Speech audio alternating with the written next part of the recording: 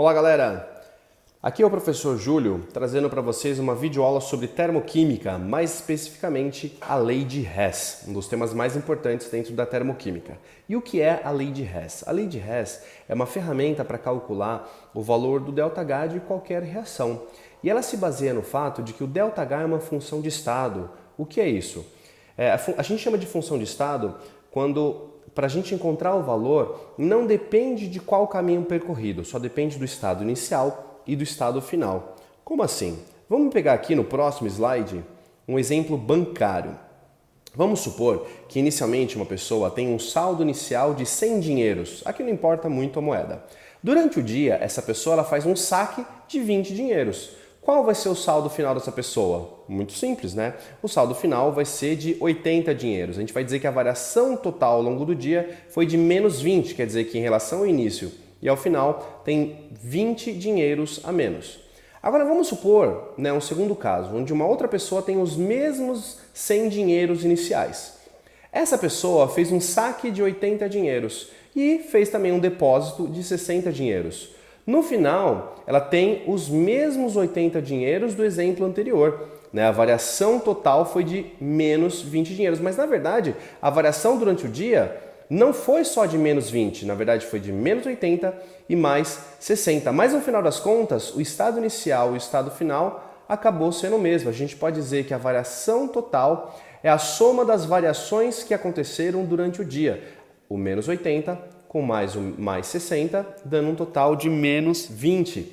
Nesse caso, o início e o final foram os mesmos, apesar de os processos durante o dia terem sido diferentes. Se a gente fosse olhar isso num gráfico, no primeiro caso lá o vermelhinho, ele foi de 100 para 80 de maneira direta e a variação total foi de 20. No segundo caso, o primeiro teve uma variação de menos 80, depois uma variação de mais 60, mas no final das contas, o restante, o saldo final foi o mesmo em relação ao exemplo inicial e a variação total durante o dia foi a mesma, foi de menos 20 dinheiros.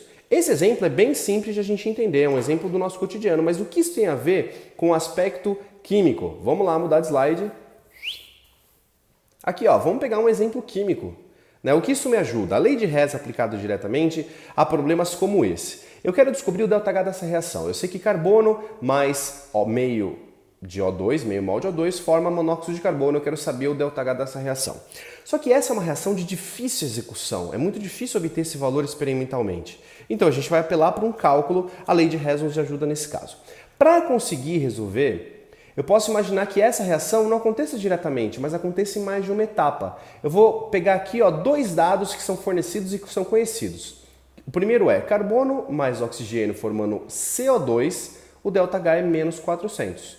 E o CO mais meio de oxigênio forma CO2 e o ΔH é menos 280. Esses dois dados eles são conhecidos, mas como que a gente pode usá-los para obter essa equação que é o nosso interesse? Bom, eu poderia pensar o seguinte, que o carbono mais o oxigênio se transformam em CO2 e este CO2 se desmembra até formar CO.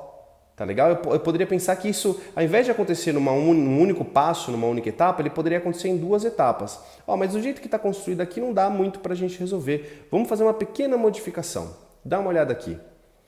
Eu quero descobrir este ΔH aqui. Eu quero descobrir carbono mais oxigênio formando monóxido de carbono. Essa é a minha dúvida. Olha o que eu vou fazer.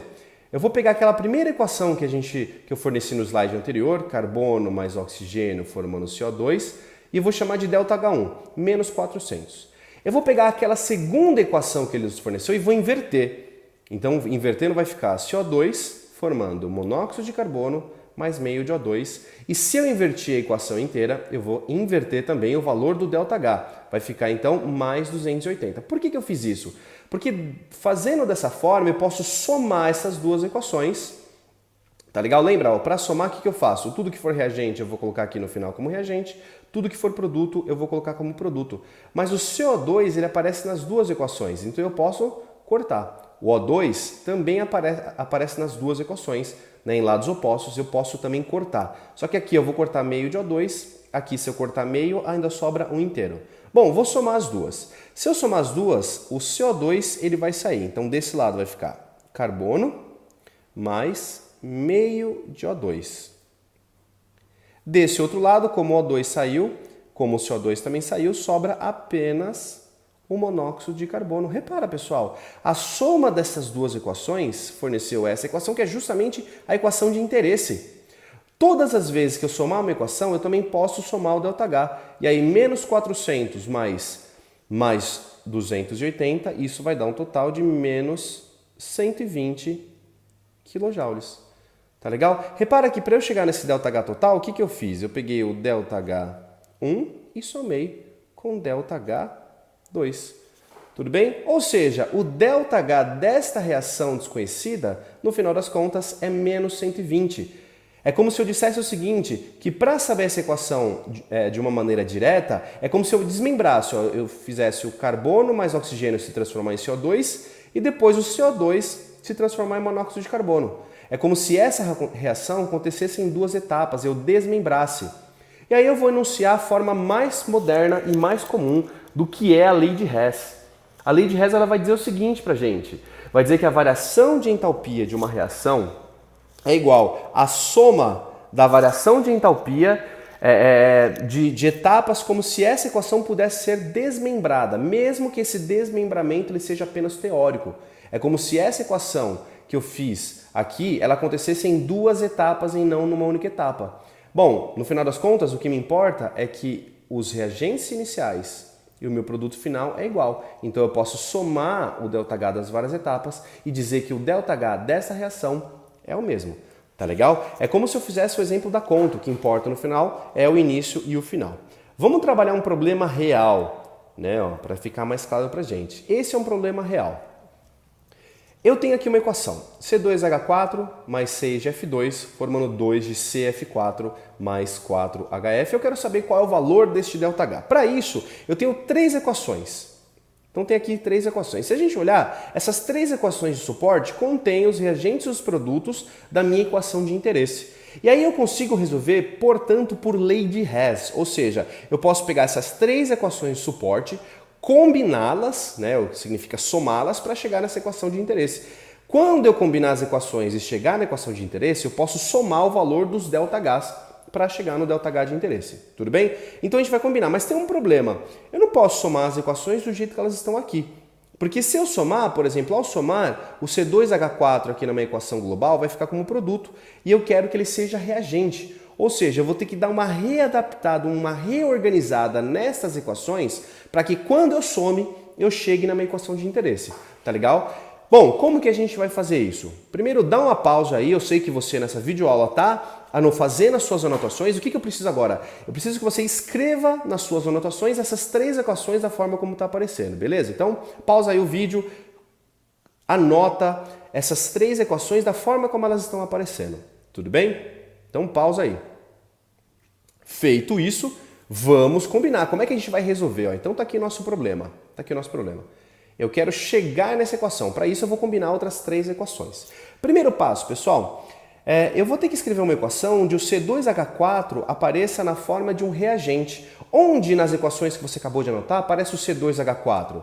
Bom, aparece na terceira equação. Só que o C2H4 aparece lá na equação 3 que vocês anotaram como um produto e aqui ele é um reagente. O que eu tenho que fazer? Eu vou reescrever aquela equação, só que invertendo. Né? Como assim? Lá ele aparecia como reagente, como produto, aliás, e aqui ele vai aparecer como reagente. Então eu vou inverter a equação inteira. Vai ficar C2H4 formando 2 carbonos mais 2H2. Tudo bem? Não se esquece, se eu invertir a equação inteira, eu vou também inverter o valor do ΔH. Lá era mais 52, aqui vai ser, portanto, menos 52. Tá legal, galera? Então, ó, o C2H4 já apareceu. Próximo que eu vou analisar, o F2. Aqui temos um problema, porque o F2 aparece tanto na equação 1 quanto na equação 2. Fala assim, poxa, Júlio, mas qual eu vou usar então? Quando eu tenho um tipo de substância que aparece em duas equações, eu não vou olhar para ela. Eu vou olhar para o próximo, ó, CF4. Das equações que a gente anotou, o CF4 aparece na segunda equação, não é? Ele aparece até do lado certo, ele aparece como produto, mas tem uma questão.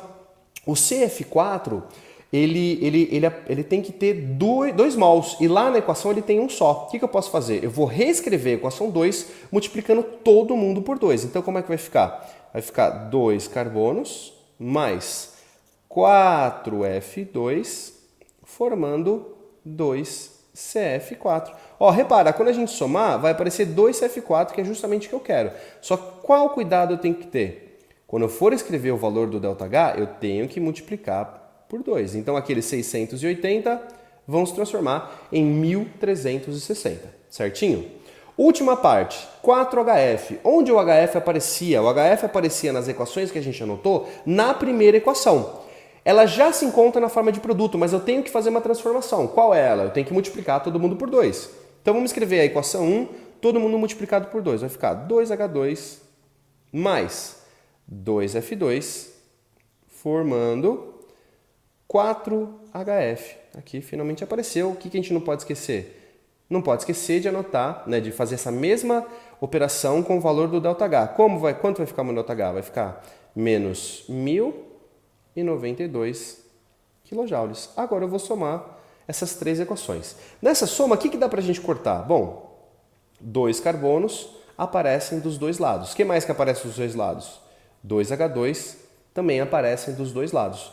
Agora eu posso somar. Vai ficar assim, C2H4 mais 6F2, eles estão do mesmo lado, eu vou somar, formando 2CF4 mais 4HF. Repara, não é justamente essa equação que a gente queria chegar? É como se a gente tivesse desmembrado em 3 outras equações. Sendo assim, eu posso dizer que o ΔH dessas 3 equações somadas, é só somar os 3 ΔHs, e o valor vai dar, fazendo aqui de cabeça, menos 2.556. Não tem nada a ver com já ter feito essa conta antes, né? A gente fez tudo de cabeça. Se a soma dessas 3 formando esse mesmo produto, esse reagente, dá menos 2.556, eu posso falar que o valor desse ΔH também é menos 2.556. Então é isso, pessoal. Bons estudos para vocês. Faça exercício para você treinar essa nova técnica. Ela é bastante importante. Aquele abraço.